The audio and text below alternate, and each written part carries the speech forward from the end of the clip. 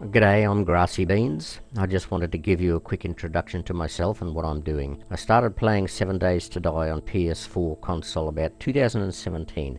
As far as gaming is concerned, I'm a raw beginner, so I had to learn everything from scratch. Luckily, I have kids who are complete game heads. They taught me well. Well, that's all about me. Now I'm going to tell you about what I'm doing with 7 Days to Die. I only have one problem with the game, and that is the crappiness of the official backstory. Now, I'm a little bit OCD. I need a full and complete rational explanation as to why things are what they are. But that doesn't exist.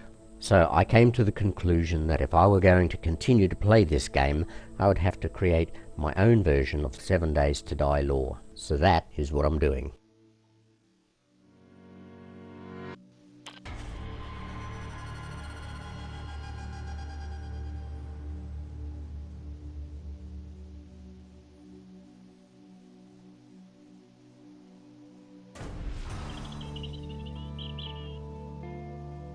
Day 1, the game begins. And just quickly a few little notes before I start. As I said earlier, I started gaming in 2017. It was around the middle of the year. It's now January 2019, so I've been gaming a little over 18 months. When I started, the game was in version 1.10. It's now version 1.18. I have done the updates, but most of them haven't taken. So I'm essentially playing on the original version. I've completed approximately 5,000 hours of gaming. That's in-game time, not real time. And the game is now on day 208 at the time of making this movie. Now, this is one of the first games I've played while I was still learning the controls and still learning the game, so don't expect a lot of skill game-wise. Freeze frame. Just gonna hold the show there for a tick until I'm finished talking, because I'm not done thundering on just yet.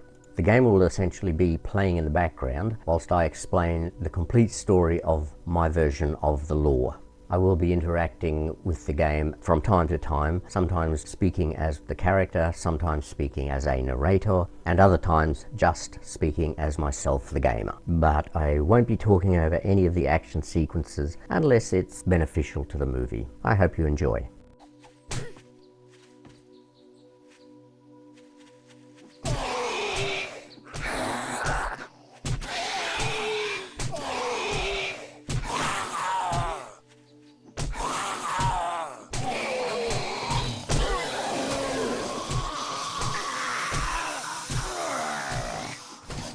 Punch the tree.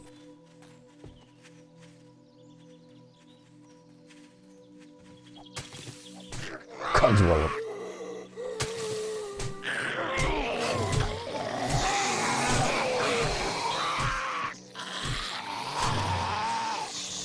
Well, that was terrifying. Wow, look at that, a kill. First one for the game. That's got to be a record for me.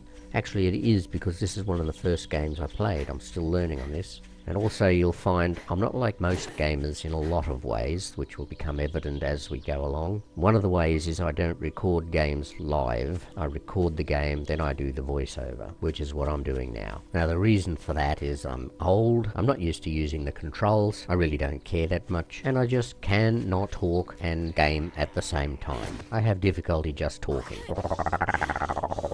Now, some of my gaming styles I know will annoy some of the more devoted gamers, but I hope you bear with me because I've got a story to tell. Now, I want to try to keep this video as unboring as possible, so I'm not going to be just thundering on all the time. I will at times voice what the character might say, or what the character might think, but in the background I'll be narrating the complexities of the new lore. My character's name, by the way, is Hickory Diamond, which is of course the best character name ever created by anyone, anywhere, anytime. Ever. Well, thank you. Okay, so let's get on with the telling of the story. The official version says that the character wakes up at 7 o'clock in the morning after a nuclear Third World War which has destroyed some areas of the Earth, but not all. Hang on, just gotta punch a window out here. Oh yeah, much better. Okay, so as I was saying, also the radioactive fallout has caused people to become zombies, but for some reason it hasn't affected me at all. When the game starts, we're dropped in a random place within a terrestrial enclave, surrounded by what is suggested to be radioactive wasteland. We are wearing just our underwear, we have a backpack, and some survival items in a tool belt. And that's about all there is to the official version of the lore for 7 Days to Die. Now that's fair enough, but my OCD requires a lot more detail. So, in my version of the lore, I offer explanations for why the moon has a 7-day cycle, why every 7th moon is a blood moon, why do the blood moon and the hordes coincide, why you can come back after you die, why you never have to sleep, how you got here in the first place, why there are zombies, why the zombies just pop into reality, and why are the cops terminally explosive, plus what the zombies really are, because in my version they're not zombies, they're something entirely different. But I'll explain all that as I go. You'll have to stick with me if you want to learn all these things. And another thing you'll learn is that all of my explanations are scientifically feasible, but not necessarily verifiable, simply because my version has its basis in pseudoscience, and that means nothing to you, except that I made everything up. Kudos to me. Now look over there. There's a singular deer herding in the wilderness. Let's all walk nonchalantly toward the wilderness deer, trying not to make him scatter off all in one direction. And there you go. So now, back to the story. It's probably time I started explaining some of the things I've been talking about, so I'll start doing that now. Now there is quite a lot to be explained, so I'm not going to be able to do it all in this one episode. I'll be explaining the entire story over many episodes to come. I think the best way to do this is if I give you a brief summary of the important events. It'll be like a quick glance of the big picture, and then I'll go back over everything in detail. The title of this episode is Where Am I? So that's going to have to be the main focus for the rest of this movie. The official story puts the gamer in a post-apocalyptic world plagued by zombies, so I'll pick up my story from there. The character, in my case Hickory Diamond, is on Earth, but I call this Earth 1.02 because for me the Earth has undergone a couple of full and complete rehash events that have shaped all the things about the gaming world. One of those events is the Worldwide War, which everybody knows about. The other thing is the catastrophic event that took place on the moon, because the moon in the game is clearly no longer the way it is in the real world. And that introduces another point. This world is either in the distant future from now, because these events would take time to play out, or it is in a completely different reality, which means an alternate universe. I prefer the first scenario, because it offers more of a challenge, so that is what my story will be built around. Now I always play a random gen world because I like the unpredictability.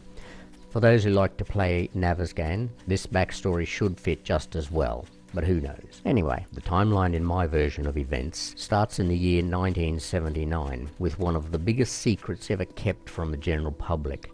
It's going on right now and you don't know a thing about it, and neither do I. That's why I'm telling you now. So the big secret is one of the early lunar expeditions revealed that the moon was rich in an iron ore that was completely resistant to rust. The authorities decided to give this information only to a select few super wealthy mining organizations in return for a share in profits, of course. Money is lord. God, look at that view. Now this is why I like the game 7 Days to Die so much. I don't think of it as a game. To me it's more of a holiday from my own existence. It's kind of an alternative experiential reality. So when I'm playing, I am quite literally experiencing the reality of my character, and that's why I will often stop and just take in the view. Well, that was a magical little interlude, but enough of that. Back to business. There were a lot of mining operations all set up on the dark side of the moon under a veil of absolute secrecy. This mining is still going on today, and will be well into the future, until circumstances literally wreck everything. But more on that later. Prepare ye now for battle.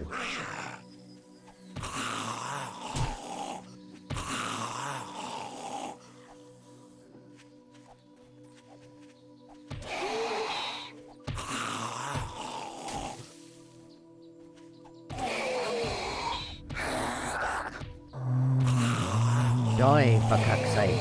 Just die. Yeah. Thank you. Now I can get back to what I was telling you about. I was telling you about events from our past that have gone into shaping this game world. So the next event that had its beginnings in our past is one that involves a black hole triad in a dark, distant, unexplored part of our galaxy. The event took place in the year 2002, and we'll be feeling the first minor effects of it in the year 2021. But the biggest effect doesn't take place until December 2046. Also thrown into the mix, just for shits and giggles, is Halley's Comet. And another locked door. How annoying. Just pardon me for a tick while I take care of this, and I'll get back to the story post-haste. Riveting stuff.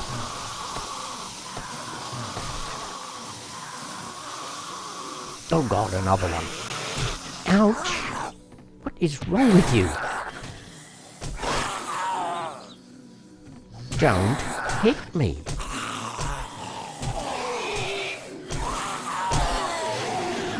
Yeah, I fixed you good. So, how's things going? Another one. Sorry, I will get back to the story. Just having a spot of bother here.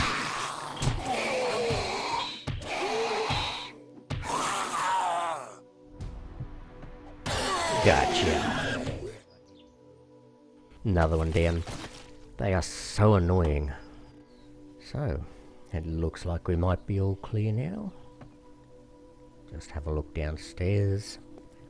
Can't hear any more throaty, repugnant growling. I think they're all gone. I should be able to get back to the story now without any interruptions.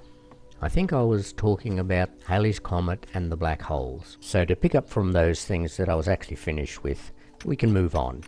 Just one other note before I go any further. It has possibly become apparent to you that I've been cutting the original video to pieces. And the reason I'm doing that is, even though the game is exceptionally entertaining, I don't want it to become a distraction to my telling of this epic saga. But there's a problem, you see. I am quite an old fart. I'm probably broken dyslexically too. I don't see very well. There's a lot of things wrong with me. And when I open my inventory, it takes me forever to figure out what I'm doing with it. So I cut all that out and a lot of other things because it was annoying and I didn't like it. So you don't have to be annoyed now because I've done all the being annoyed for you. Now at this point I might do a quick recap on what we've covered so far. So far we've established that the game is set on Earth. And my version of events says that it's Earth 1.02. We've established that it is set in the future. I haven't actually said how far in the future, but I'll do that next. We've established that there is mining on the moon. That has been going on for some time, and it will be going on for years to come. And the fact that it is a great secret, and no one knows about it, not even you and me. We've established that there will be a war. It is in the future as well. We've talked about the black holes, and we've talked about Halley's Comet. And I think that brings us pretty much up to date. So now I'll establish the time frame for the war and for the gaming world, because it's well established that the game world is set in the war's devastated and radioactive aftermath, but beyond that, the details are very sketchy. So my aim is to fill in a lot of the blanks that were previously just left out. And in my version, the war takes place in 2047, and the gaming world is another 3 years after that. And the reason for that 3-year gap has to do with the moon, the mining, the black holes, and some of that other crap that I made up earlier. So to bring it down to numbers now, the gaming world is bracketed between 2 years. That is, from the beginning of 2050 to the end of 2051. So now that I've established where and when the gaming world is, I've accomplished what I set out to do for this episode. So that means for the rest of this episode, I can carry on with as much crap as I want. I agree, I think I'll do that. Or, now hear me out on this, another thing I could do is just to go over a little bit more on the reason the gaming world is set at that time in the future. I did say earlier in this video that the game would need to be set in the future because it's going to take time for all the foregoing formative events to play out. I'll explain a little bit of that now. In order to acquire all of the qualities that the game exhibits, for example the 7-day moon cycle, that can't be done simply by increasing the speed of the moon's orbit. To do it properly, I have to drag the moon from its current orbit, move the moon 4 times closer to the Earth, which naturally increases the moon's orbital speed, reduce the moon's mass by 4 times, alter the moon's orbital angle, and obliterate massive portions of the Earth without killing off everything in existence. It's going to take me a little bit of time to do all these things, because I've chosen the scenario where my game world is in the future from the here and now, as opposed to an alternate universe where I could just say, that's the way things are in that universe. I need to provide myself with a good explanation of how all these things came to be, because once again, my OCD requires that it make good sense and that the figures actually add up. There are also a slew of other things that are happening in the meantime that all play a part in the creation of my alternate game world. I'm not going to cover those here because they'll have their time later.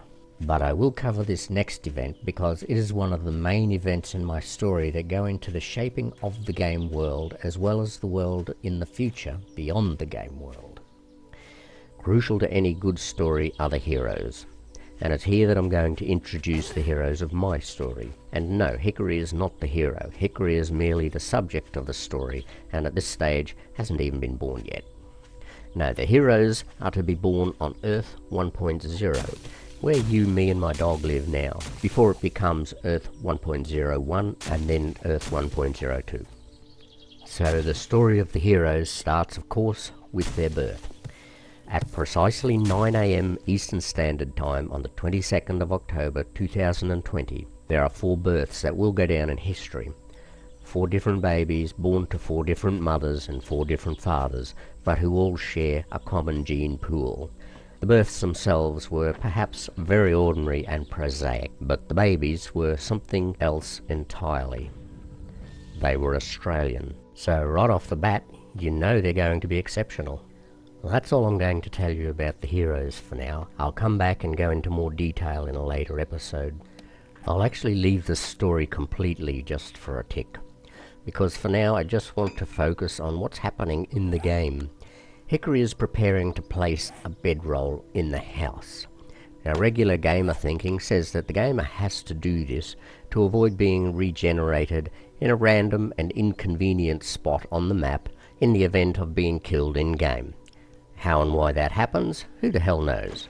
It's just game logic. So now if we look at this situation based on my lore of the game, the character isn't killed for a start, but they are regenerated. I'll give the scientific explanation for how and why that happens in another episode, but for now, all you need to know is that there is a good, sound reason for placing the bedroll other than just being game logic. Another thing that I'll cover while I'm rationalizing Hickory's activities are the zombies. I said earlier in the movie that according to my lore, they're not zombies at all, they are something else entirely. Hickory knows them as the Skarkin. That's an acronym, S-C-A-R-K-I-N, and once again the full explanation will be given in a later episode. This episode is purely for establishing the foundational facts. And now that I've established that fact, from now on I will be referring to them as the Skarkin, or occasionally I'll call them Skarks. Now we're nearing the end of this episode, so I may or may not get back to the story. So just for now, I want to mention a notable point about the game world, and that is that there are apparently no survivors of the war, other than the zombies, the pigs, the odd bear, and wilderness deer, like the one we saw earlier in the movie. If you're a lone player, then you seem to be the only human survivor.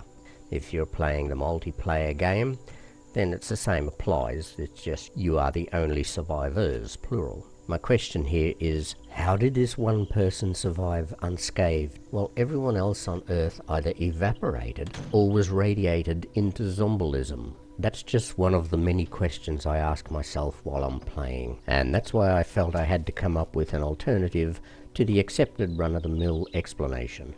And yes, I know in the latest version of the game there are the traders, but because none of the updates I've done have taken in this game that I'm recording here, the traders don't exist. But that's not a problem. I think in later episodes, even though they don't exist in the actual game, I will still be able to work them into the story. And speaking of wilderness deer, it looks like we are just now having another docile encounter, as brief as it may have been. At this point, due to frustration I'd say, Hickory is probably pondering the construction of some form of rudimentary weapon. Perhaps a bow and arrow. Oh dread.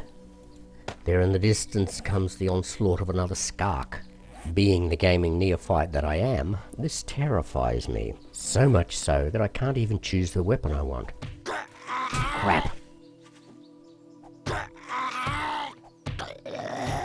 Oh my, a worthy adversary. You complete ass. Now I'm bleeding out.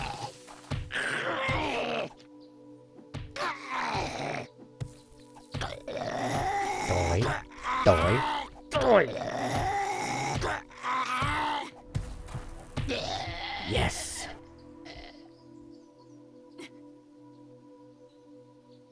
Alas, I am bleeding out and the end is near. I'm afraid my only hope is to search the corpse's pockets. He just may be carrying some first aid. Nope, no such luck.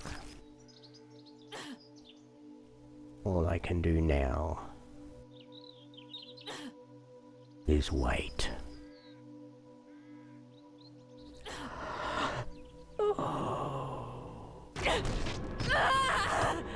Down for the count and dead? You might think so, but no. This is the end of episode 1. There is so much more to come. You should join me in the next episode.